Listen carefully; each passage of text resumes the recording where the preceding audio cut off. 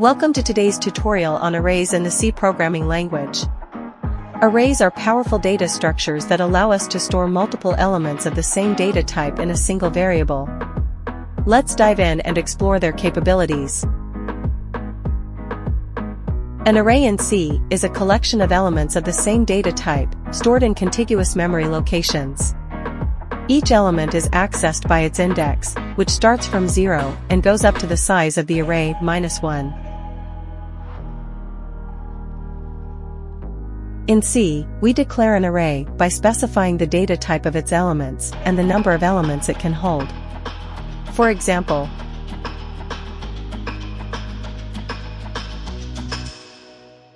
arrays can be initialized at the time of declaration or later using assignment statements. For example,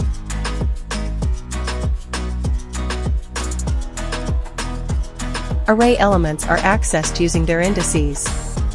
We use square brackets notation to specify the index. For example,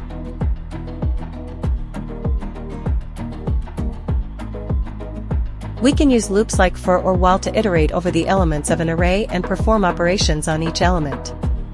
For example,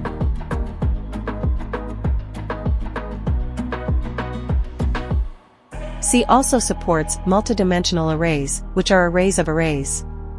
They are useful for representing matrices and other complex data structures.